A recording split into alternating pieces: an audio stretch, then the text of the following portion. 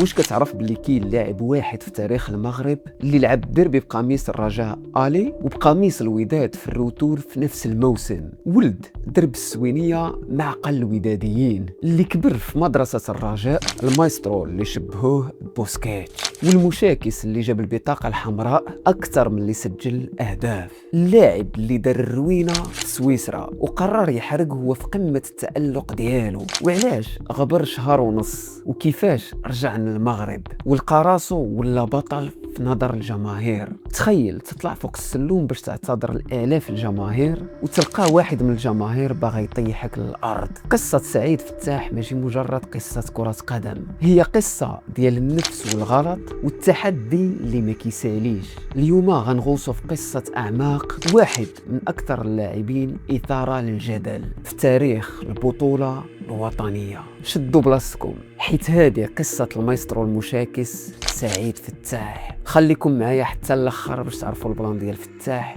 كامل.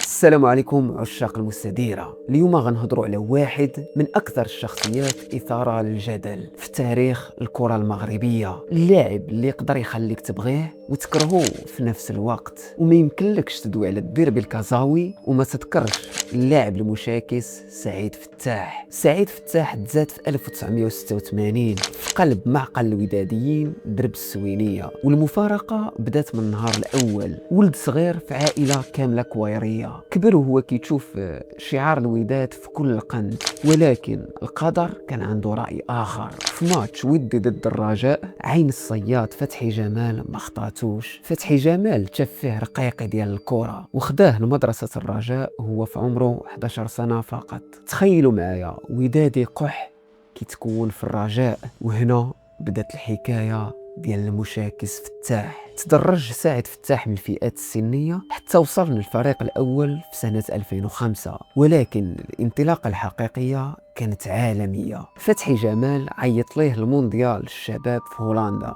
تما المغرب صدم العالم ووصل لنصف النهائي المونديال. سعيد فتاح كان هو الدينامو وسط العمالقة بحال الأحمدي ونبيل الزهر، وفي هذيك اللحظة جمهور الرجاء قال هذا هو الوريث الشرعي لوسط الميدان الرجاء. رجعنا المغرب ولقبوه جماهير الرجاء بلقب رجاوي بوي. فتاح ساهم في فوز النسور بكأس العرب 2006 ضد إنبي المصري، وفي صيف 2007 بالضبط الرجاء مشات لسويسرا باش دير دوري ودي. هنا سعيد فتاح ومحسن ياجور داروا أغرب قرار يقدر يديروا شي لاعب محترف، قرروا باش يحرقوا وبقاو في سويسرا كيدوروا. ياجور التحق بالتدريب مع فريق لوغانو السويسري، اما سعيد بقى غير كيتسارى وعجبو الجو ديال سويسرا. دوزو شهر ونص تما في سويسرا وكرة القدم في المغرب مقلوبة عليه. وفاش رجع فتاح للمغرب سماوها صحابه بالحراق، وإدارة الرجاء تعاملت معاه بالليونة ورجع للتدريب.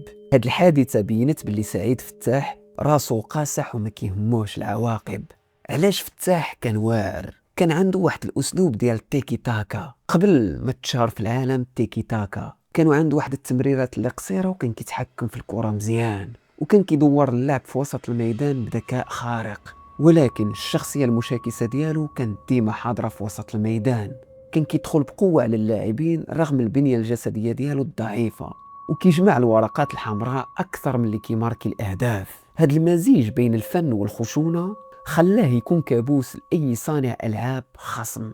وفي يناير 2011 ناضت القيامة في كازابلانكا بسبب الخلاف مع الجنرال فاخير، حيث حطوه احتياطي ضد فريق خريبكا. سعيد ما بغاش يجلس في دكة الاحتياط وطلع للمنصة مع الجمهور.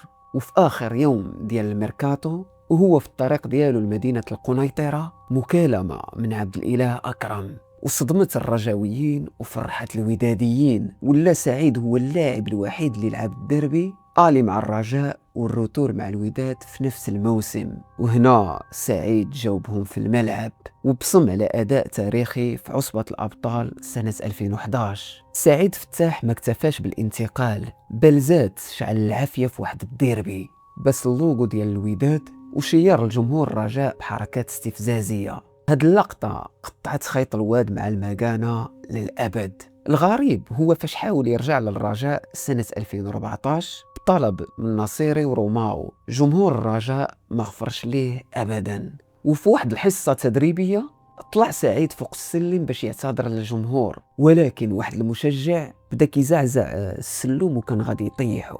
تما عرف سعيد فتاح باللي الرجوع لله دائما مقبول، ولكن في عالم كرة القدم ماشي ديما كيكون مقبول. داز سعيد فتاح فرق في الإمارات وفريق جيش الملكي، وسالا المسيرة ديالو في أقسام الهواة في المغرب.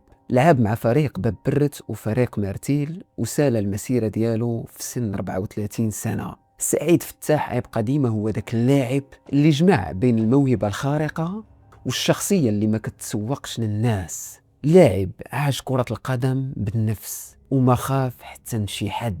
سؤالي ليكم، واش كتشوفوا باللي سعيد فتاح كان مظلوم بسبب الانتقال ديالو لفريق الوداد البيضاوي، ولا هو اللي جبد النحال على راسو؟